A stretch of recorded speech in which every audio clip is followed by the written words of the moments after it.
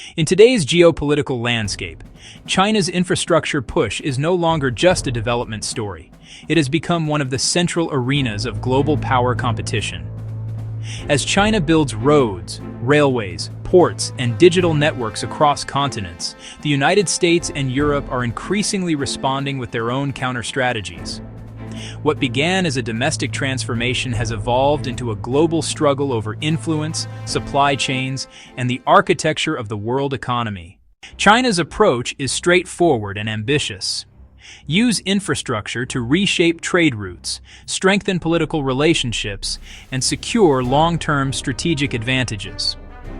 The Belt and Road Initiative, covering more than 150 countries, remains the backbone of this strategy.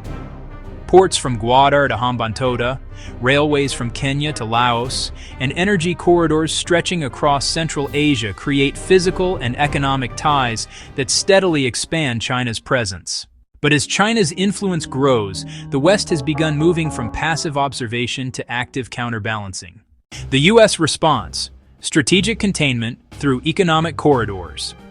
Washington's strategy focuses on building alternative trade and energy routes that bypass Chinese influence. Key initiatives include 1. The India-Middle East-Europe Economic Corridor, IMEC. Announced at the 2023 G20 Summit, IMEC aims to create a long-distance rail and shipping network linking India, the Gulf states, and Europe, deliberately designed as a counterweight to China's Belt and Road. The corridor bypasses China-aligned routes and strengthens U.S. ties with India and Middle Eastern partners. 2. Friendshoring global supply chains. The U.S. actively encourages companies to move production to allies such as Mexico, Vietnam, and the Philippines. The idea is simple: reduce the world's dependence on Chinese infrastructure, logistics, and industrial capacity. 3. Direct opposition to China's digital infrastructure. China's Digital Silk Road, 5G networks, cloud services, undersea cables, has drawn intense pushback. The U.S. has pressured allies to block Huawei and other Chinese firms from critical telecommunications networks, framing digital infrastructure as a national security battleground. Europe's response: competing through standards in capital Europe takes a different approach. Less confrontational, more regulatory, but no less strategic. 1. Global Gateway Initiative. The EU's flagship counter-project promises $300 billion for infrastructure across Africa, Asia, and Latin America. Unlike China, Europe emphasizes standards, environmental compliance, transparency, and democratic governance.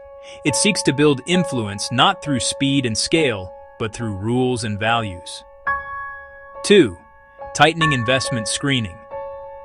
European governments have increased scrutiny of Chinese acquisitions of ports, airports, and logistics companies, especially after China's expansion in Greece, Italy, and Eastern Europe raised political alarms.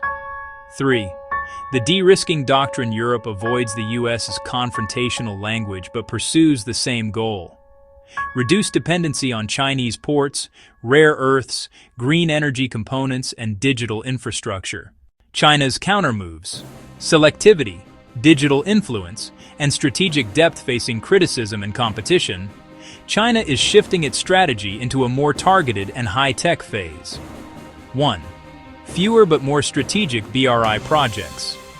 Beijing now prioritizes projects with geopolitical value: deep water ports, energy corridors, critical mineral access, digital infrastructure. 2. The rise of BRI 2.0, digital dominance. China is building data centers, smart city platforms, e-payment ecosystems, and cross-border fiber cables.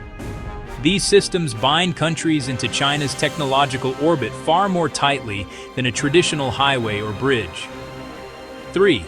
Strengthening ties with the Global South. As U.S.-China tensions intensify, many developing countries see Chinese infrastructure as an alternative to Western conditionality. China leverages this sentiment with long-term loans, turnkey construction teams, and integrated logistics solutions that Western governments struggle to match. The strategic stakes. This isn't just about construction. It's about who sets the rules of global trade, who controls the data flows of the digital age, who countries depend on for energy, transport, communication, and ultimately, political alignment. In the emerging world order, infrastructure is influence, and connectivity is power. China uses infrastructure to expand its global footprint. The US counters by reshaping supply chains and creating alternative corridors. Europe fights through standards, rules, and financial packages. Asia, Africa, and Latin America become the arenas where these competing visions collide. And as nations choose between Chinese-built systems and Western-backed alternatives, the future of global geopolitics is being quietly, steadily paved. Kilometer by kilometer, port by port, cable by cable, the battle for infrastructure is the battle for the 21st century.